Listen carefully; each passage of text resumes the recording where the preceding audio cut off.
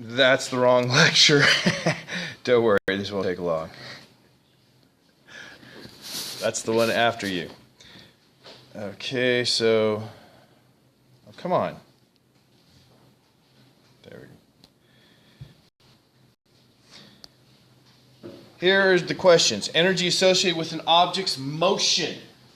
We had two types of energy. Here we had just the one that had to do with motion. And what was the correct answer? Kinetic energy, yeah. None of the others actually said energy. Should have at least put the one that had to do with configuration. What do we call the one that has to do with configuration or position? Potential energy.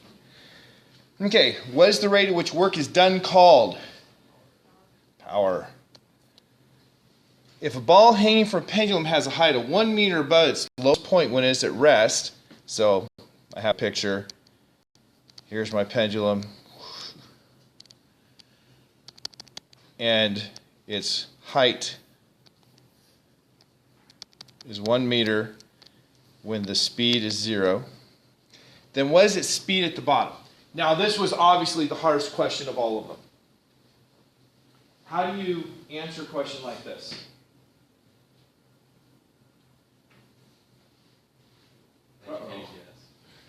You're making an intelligent guess. Well, the way you answer a question like this is you say, well, what was its energy it started with? So we have kinetic energy initial is 1/2 mass times speed initial squared. What do we know about the initial speed? 0, because it was at rest, so that was 0. Potential energy initial is mgh. Well, we know that h is 1 meter, so it's not 0, so I'm going to leave it as an equation for now. And then we go to our final, which will be down here at the bottom. Why is that the final? Because that's where I want to find the speed. And my kinetic energy final is 1/2 mv final squared, which I'm trying to find. Potential energy final is mg, and what's the height final? My height was measured from what reference point? The lowest point. So now I'm at the lowest point, so the height is 0. Then for conservation of energy,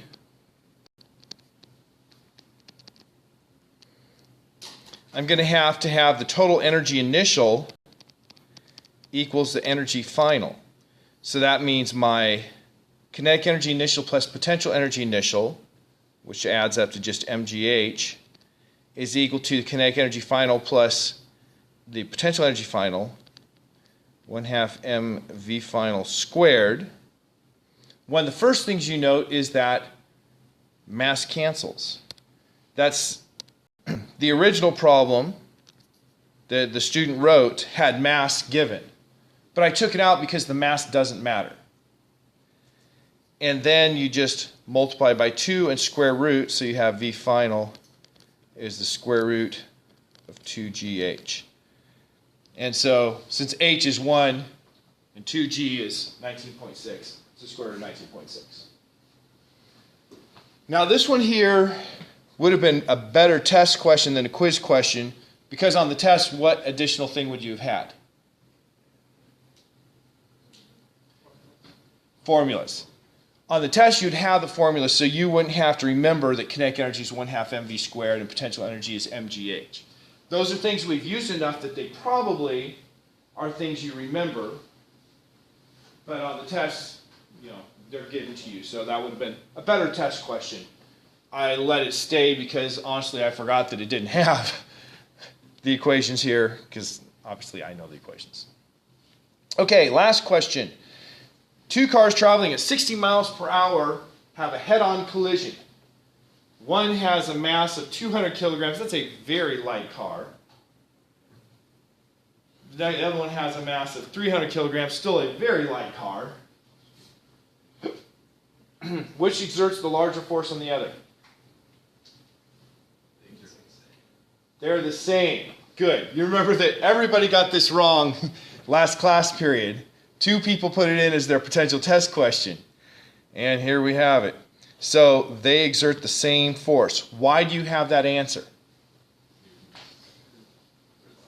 Newton's third law says they have to have the same force. Right? It's, even though that's technically from our collision section, we had to go back to just Newton's third law to answer it.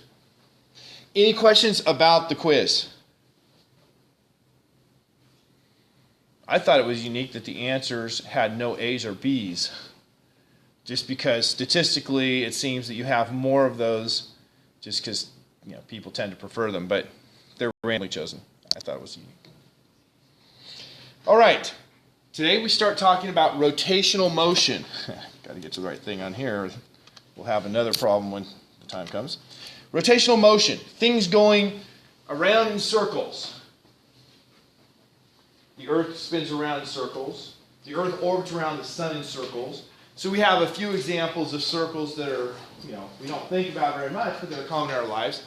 When we play in the merry-go-round, we go around in circles, and that's where I got most of my experience and practical knowledge about rotational motion. So, opening questions here are just to pique your interest, like, what does a yo-yo have in common with a merry-go-round? They both spin. How can we describe this type of motion? Well, that's what we're going to try to learn. You can see that the thought that went into these questions. Get you interested, maybe, and then ask you the question about where are we going from here. So, we are going to compare linear motion. Linear motion is what we've studied up to now. Linear means in a straight line versus rotational motion, which is in a circular path.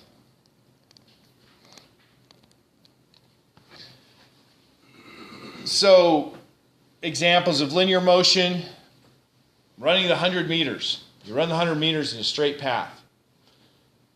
Rotational motion, going around in the merry-go-round or something like that. What causes rotational motion? Well, we'll learn a little bit about what causes rotational motion by the end of today. And does Newton's second law apply? What do you think? Do you think Newton's second law applies?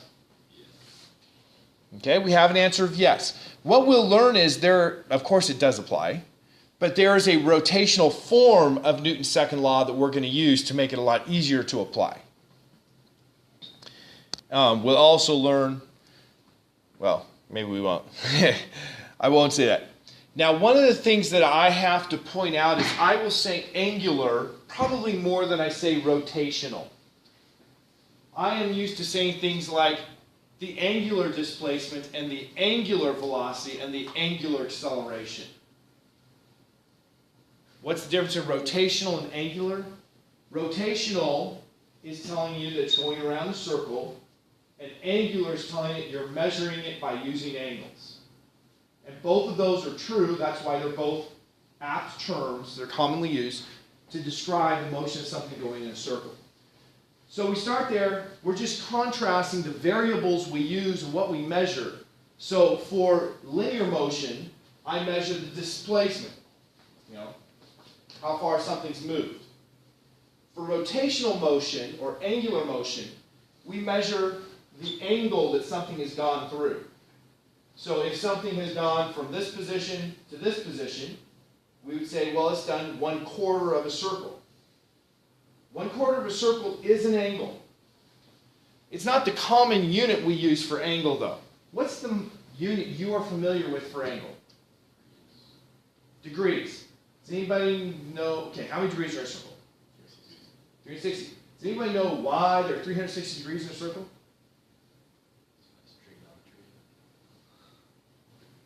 As I understand it, it goes back to ancient thinkers who noticed that there are roughly 360 days in a year. How many people know the number of days in a year?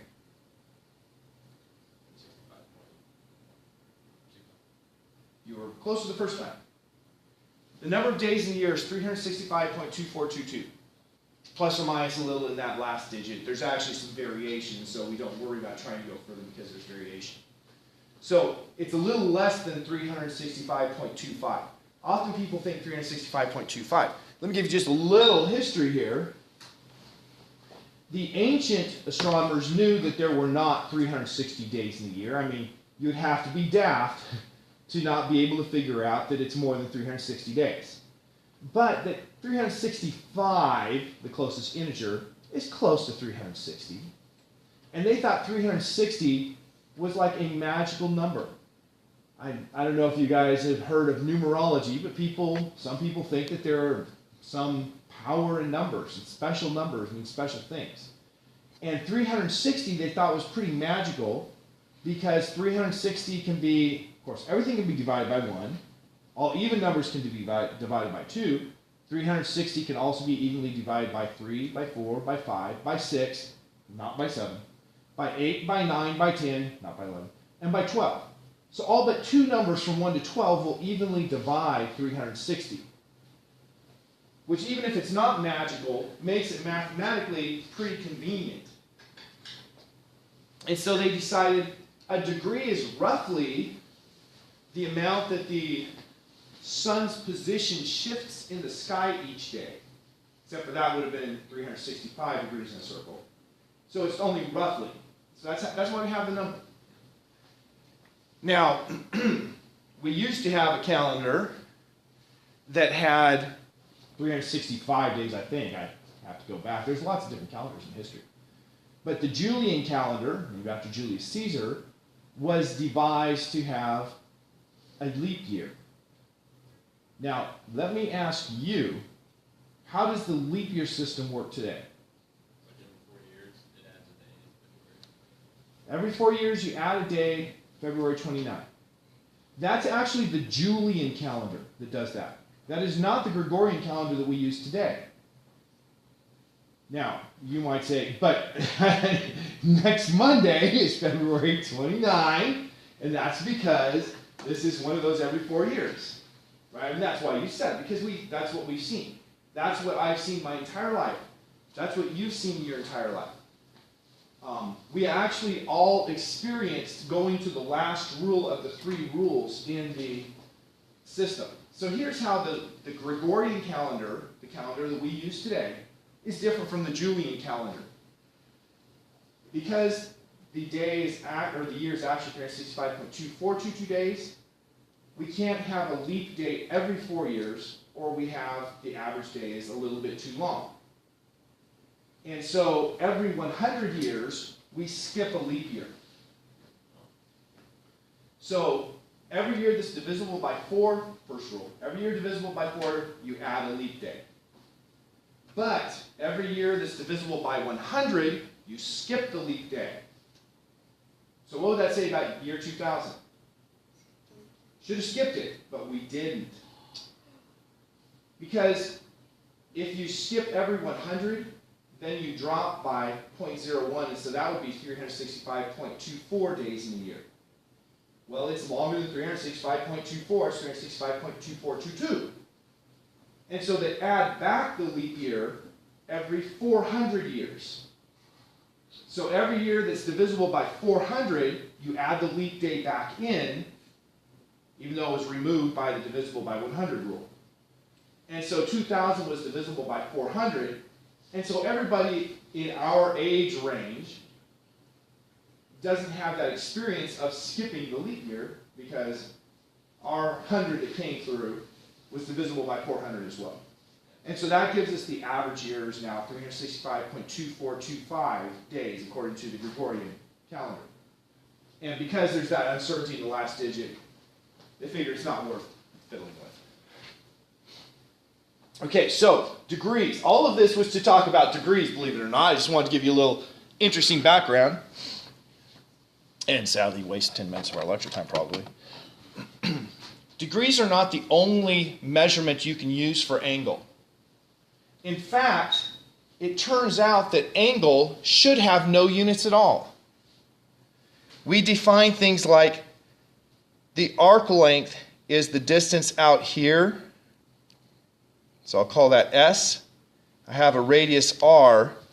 And the arc length is equal to the angle multiplied by the radius.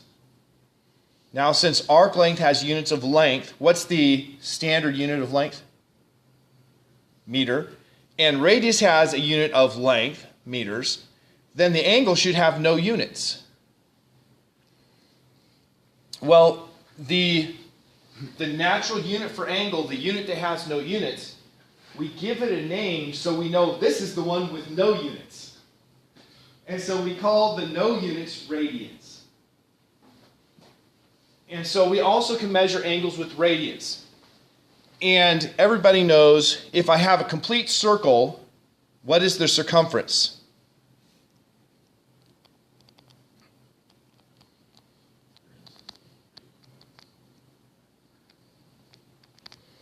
If I take this equation and put circumference for the arc length and solve for the angle, I have the angle for complete circles, the circumference divided by radius. And what do we call the circumference of a circle, or what's the equation for the circumference of a circle?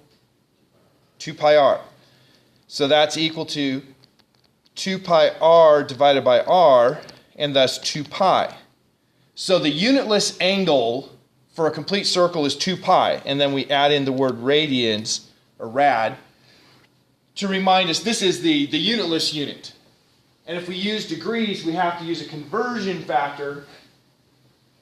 And so that's why we say these things, so we know what we're talking about. There is one other unit that when I was a kid, I saw on my calculator, and I was like, what in the world is this? And that was the gradients. You guys still have gradients on your calculator? Ever wonder what they are? I played around. I figured out there were 400 gradients in a circle just from looking at the calculator. And I was like, well, that makes a little sense because then it goes from 0 to 100 instead of 0 to 90 for a quarter of a circle. It makes my math easier. That's actually why it was invented, for engineers to make the math simpler so they could do stuff quicker, not have to spend time calculating. And so the gradients is just another one that goes instead of 0 to 90 degrees, 0 to 100 degrees for a quarter of a circle. So 400 a circle. So we're not going to work with those just in case you see on your calculator and you wonder what it is. Because we have multiple units that we'll shift back and forth between, when you're doing calculations, make sure you pay attention to the angles on your calculator because, different angle units will give you different results. So that's the rotational displacement part. We're still really on slide, 2 of this presentation? Then we have the rotational velocity, or angular velocity. Since the position, the rotational position is measured with an angle, and velocity is the rate at which position is changing, then the rotational velocity is the rate at which the angle is changing. And so we call that rotational velocity or angular velocity. And the symbol we use, notice that I used the Greek letter theta for angle. That's the standard symbol we use for rotational displacement. For rotational velocity, we use, here you have them. We use the Greek letter omega. Now that's a lowercase omega. I think I probably already told you in my first year here, I had a student who came up to me after class. She didn't want to correct me and embarrass me in class and said, I was in a sorority and we had to memorize the Greek alphabet, and that's not omega. I tell you this story because, of course, I'm right. This is a lowercase omega, and apparently in the sorority they don't learn that there's lowercase Greek letters.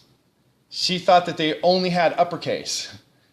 And so an uppercase omega looks like that, and she thought that was the only way to write omega. So that's a lowercase omega, and it's used for angular velocity. And angular velocity is the change in angle per time. And so our standard unit, since our standard unit for angle is actually the radians, the unitless angle, then the standard unit for angular velocity or rotational velocity is radians per second. Now you could also have degrees per second. You can have cycles per second, that is rotations per second. Those are all acceptable, but the standard one is the radian per second. And then finally the rotational acceleration, or angular acceleration. That's going to be the rate at which the angular velocity changes, just like it was with linear. And we use the symbol of alpha and that's a lowercase alpha again, in case you care. The capital alpha looks like capital A. For the angular acceleration. So we have just counterparts to the three variables we use for kinematics for rotational kinematics. And the relationships between them are all the same. The angular velocity is the angular displacement divided by time. Linear velocity was the linear displacement divided by time. The angular acceleration is the change in angular velocity divided by time. The linear acceleration is the change in velocity divided by time. Same relationships. What I'm trying to get at here is there's no complexity added really when we do the rotational. It's going to be the same complexity, just different symbols to describe going around circles instead of going in a straight line. Now a question might be, why do we feel the need to talk about rotational motion separately? Why not just talk about the speed? You know, if something's going around a circle, it still has a speed. It's changing position with time. So why not just talk about the speed? Well, the answer is pretty simple. If you're on a merry-go-round, if you are near the center, it might take you 5 seconds to do a little loop, and the distance you've traveled might be 2 pi times 1 meter in 5 seconds. So your speed would be 2 pi times 1 meter divided by 5 seconds. 1.2 roughly meters per second. But if instead you're on the outside, so you're like 3 meters away, when you do that circle, how does your distance you traveled change if you're 3 times farther away from the center? A greater distance, 3 times greater, because the distance is 2 pi times the radius. So if you go to 3 times farther away from the center, you've traveled 3 times larger distance. But how's the time it takes you to do a complete circle compared to the person who is only 1 meter away from the center? The same. So that means your speed is 3 times bigger if you're 3 times farther away. So when you're going in a circle on a fixed rigid object like a merry-go-round, your speed depends on how far you are from the center. But if we talk about the angular components, when you do one circle, you both did 2 pi radians, regardless of the radius. And so the angular velocity is the same for both. So the reason we use these angular or rotational quantities is because it makes it simpler to talk about things at different radii, because they have the same angular velocity, the same angular acceleration, the same angular displacement. Even though the distance traveled, the speed, and the accelerations are all different. And so slides to that effect. Well, no, these are the kinematic equations.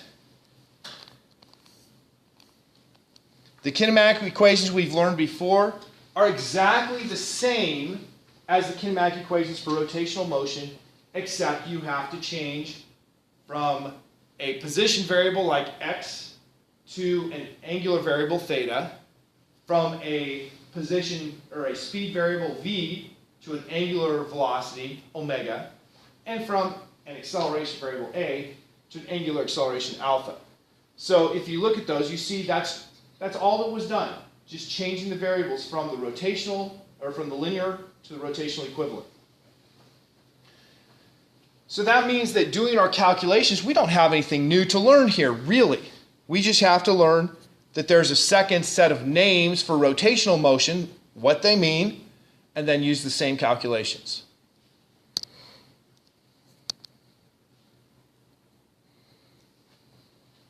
So our first clicker question.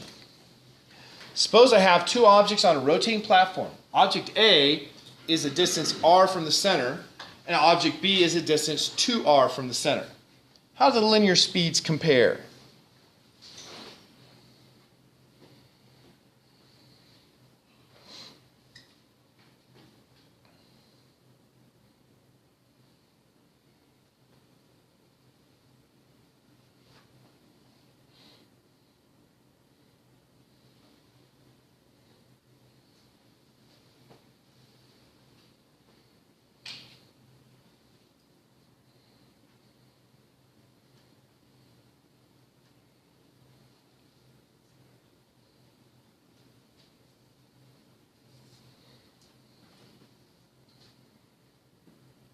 Okay, everybody's answered. Somebody changed right as I pressed it.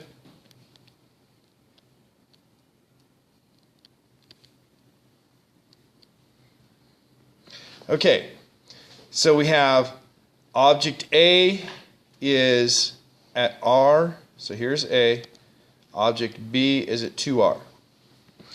And we have 5 people that said B is twice as fast as A. 3 people that said A is twice as fast as B. Initially, we had at least one person that said A and B had the same speed, but that one changed at the last second. That was noted. And we had one person that said A is faster than B, but not twice as fast. So we've gone over this. Obviously, it didn't latch into everyone's mind. To calculate the speed, we take the distance they traveled divided by the time. And so the distance, if you do a complete circle, that distance is the circumference, 2 pi times the radius. So how does the distance for one circle compare between A and B? Okay, distance, so let's not say longer. But it's more distance. And by what ratio? It's twice as far, because the radius is twice as big. The distance for B is twice as large as the distance for A. Now to time. How does the time to do a complete circle compare for person A versus person B? They're the same because they're on a rigid object. So they have the same time, but B has twice the distance. You have twice the distance in the same time. What does that tell you about your speed? Going twice as fast. So the correct answer was B is twice as fast. Now, I'm not going to say what if because I think there is a follow-up question.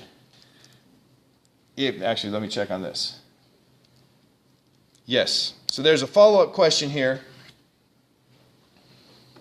Actually, no, it's not the follow-up question. I thought it was, though. Let me come back here and talk about what about the angular velocity or rotational velocity? How does the angular or rotational velocity compare for these two cases? It's the same. It's the same angular. What's the difference in angular speed and angular velocity? One has direction to it. The direction to it we'll talk about later, because the direction is a little confusing. So they'd have the same angular speed because they have the same angle they cover in the same amount of time.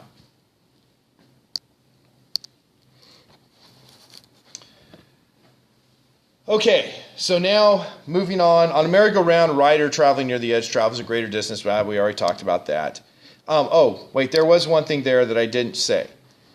The relationship between speed and angular velocity, since the angle is equal to the arc length divided by the radius, then the angular velocity, change in theta over change in time, the radius doesn't change, so that's just going to be change in s over r, change in time. Change in s, change in arc length is distance. So distance over time is speed.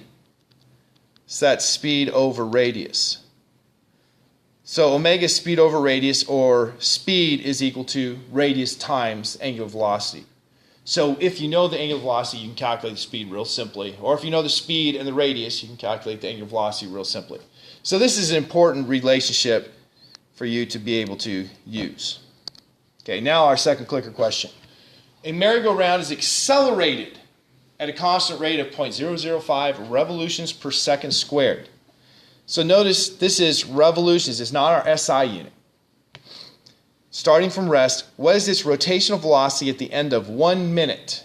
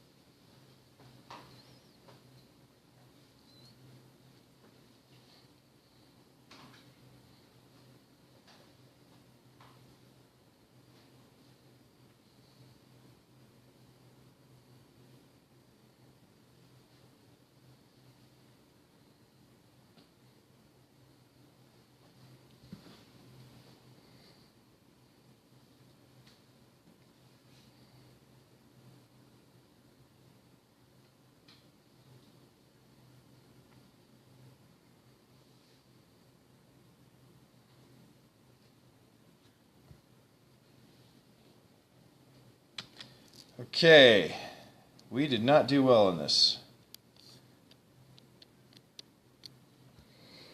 So let's expand.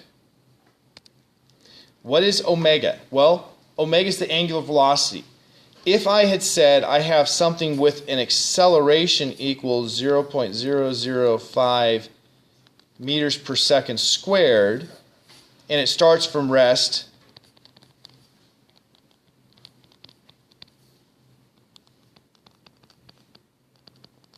how would you have found the speed after 1 minute?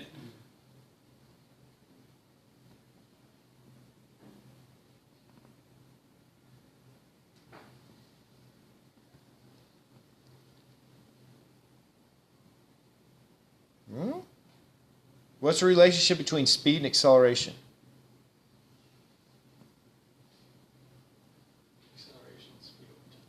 Okay, acceleration is the change in speed over the change in time. So if I solve that for change in speed, that's acceleration multiplied by change in time, which would be 0.005 meters per second squared times 1 minute. Well, I have different units for time, so what do I need to do there? I need to convert to seconds, so I'll put 60 seconds per minute. And now I multiply through 0.005 times 1 times 60 is equal to 0.3 meters per second. So that's what I would have had if it was linear. Now this wasn't linear, it was rotational. So what's different with the rotational?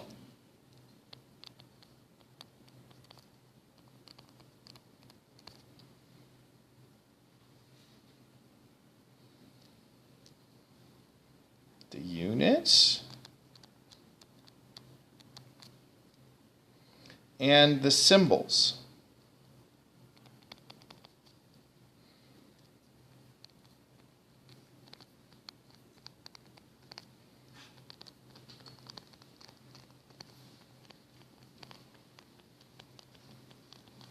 Here I just put 60 seconds equals 0.3 revolutions per second. Right? The calculation is exactly the same as what we had done before. It's just we have different symbols and different units to go with those. So that was our correct answer. Any questions about that? I saw some people celebrating that they got it right. That's good. Now, what makes things rotate? I have to go back to when I was a kid. I always tell my classes this. When I was a kid, my dad and my Uncle Jack, not the famous Jack Webb, my Uncle Jack Webb, were talking about cars. And my uncle says to my dad, you know, that car's got a lot of torque. And here I am, a little pipsqueak, like 6 or 7. I'm like, Daddy, what's torque? My dad thinks for a second. He says, well, it's kind of like the amount of twist. And my little 6 or 7-year-old brain, I said, that doesn't make any sense. I don't think Daddy knows what torque is. But then, when I got to high school and college and started studying physics, I came to understand that no, my dad did know what torque was. It's kind of hard to describe, but torque is a twisting version of a force. So forces are anything that pushes or pulls. Torques are anything that twists. Forces create torques. And so in this picture, I have well, I didn't do it, but there is a meter stick on a fulcrum. That's what you call this thing here, fulcrum. And it has masses on either side, and it's nicely balanced. Of course, if I took off one of those masses, what would happen? It'd be unbalanced, and it would go plop. Why would it go plop? If I only had one on there, why would it go plop? Okay, the mass is not centered on the fulcrum. It's not that I have the force of gravity from that mass, it's the position of the force that makes it flop. And if I move it from one side of the fulcrum to the other, it'll flop to the other side. So the thing that made it rotate, the torque, must have to do with not just what the force is, but its position. And in fact, the equation for the torque is kind of simple. Torque, we use a symbol generally of the Greek letter tau for torque, is equal to the radius perpendicular to the force multiplied by the force. So if I look at this picture, the radius is the radius from the pivot point to where the force acts. Excuse me. So in my picture, my pivot point is pretty clear, and the radius is going to be, for force 1, the radius comes this direction. Now notice the angle. That radius is perpendicular to the force. And then I just take and I multiply that radius by the force. And that gives me the torque. Now this torque here would make it go counterclockwise. Right? If I just had force 1, it would rotate counterclockwise. So a torque that makes something rotate counterclockwise we call a positive torque. One that would make it rotate clockwise would be a negative torque. How do we keep that straight? Well, probably you know when you're screwing in a screw, how do you determine which way to rotate? Righty-tighty, lefty-loosey. That is a statement of what we call in physics the right-hand rule.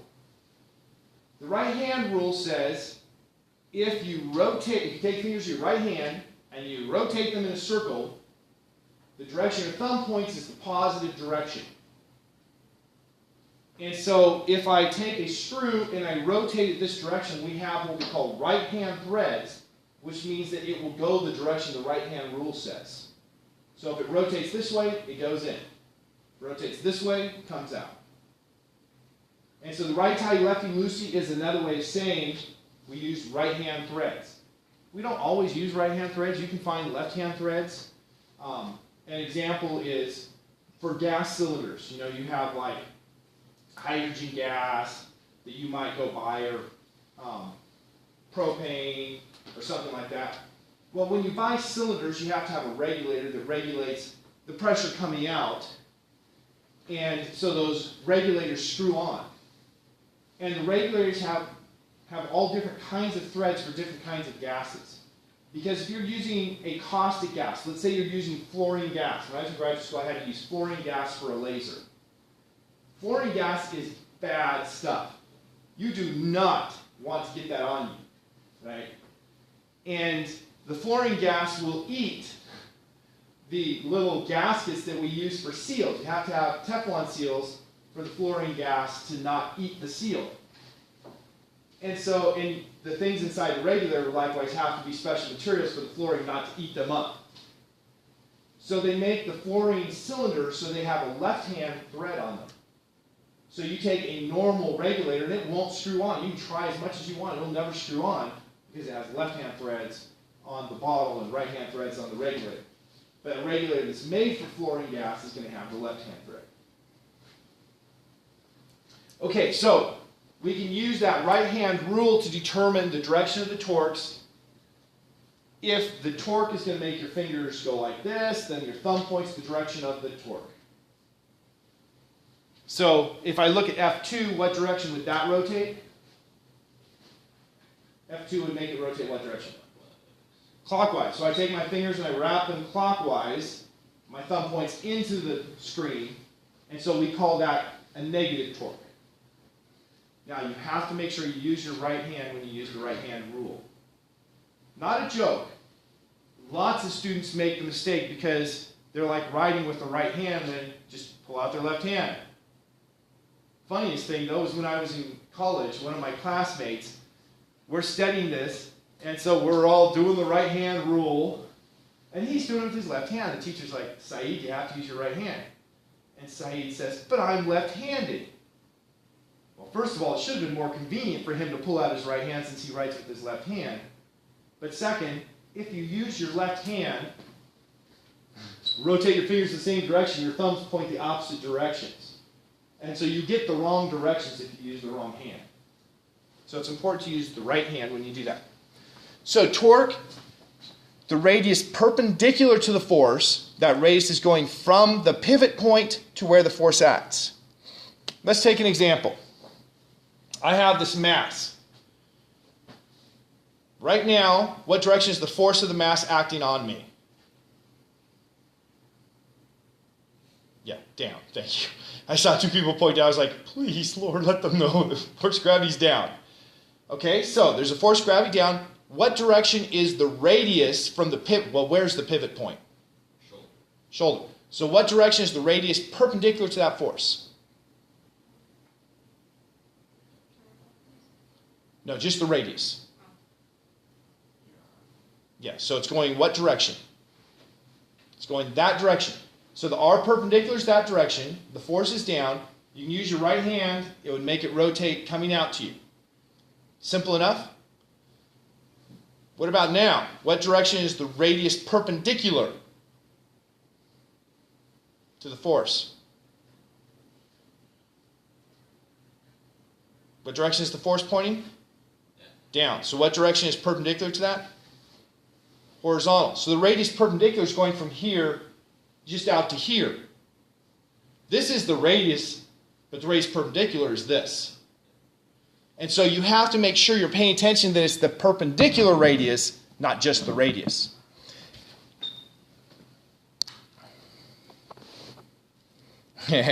We don't need to go through that now. We can come here. I think I probably mentioned that when I was a kid, I worked on the farm. My dad grew up on a farm, and so he was in charge of agriculture at Monterey Bay Academy. I worked at the farm. And so when I was a freshman, I was this little 13-year-old pipsqueak, weighed all of 130 pounds, 5'6".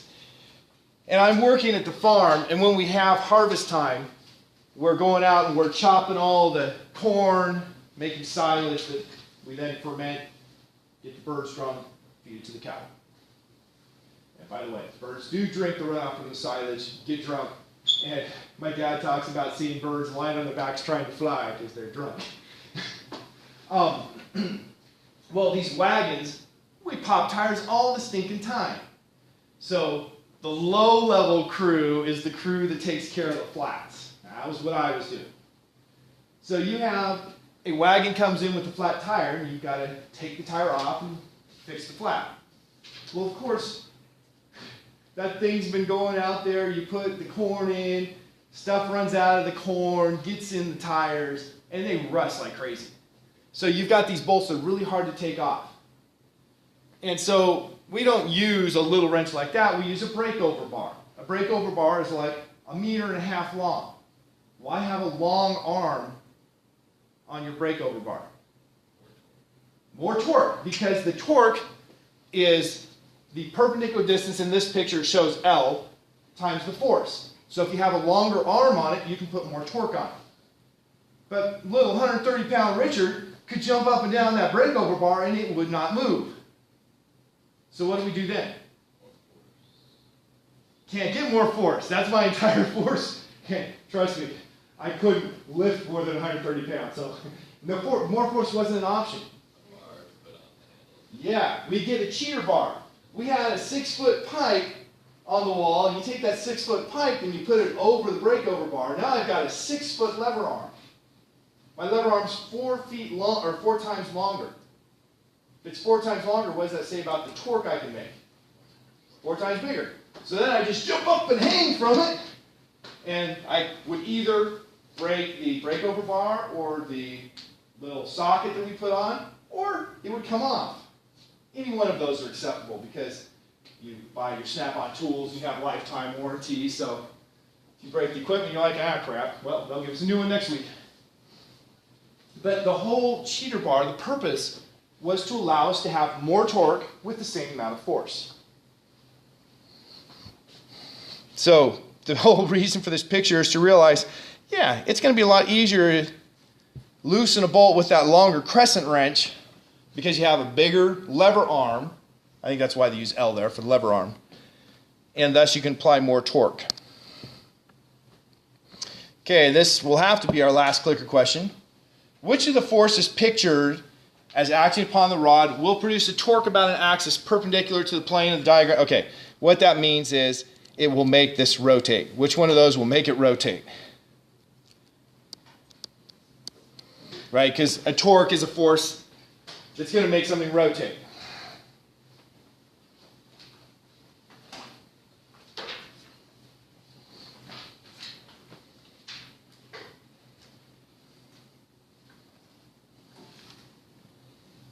Okay. We had not perfect agreement.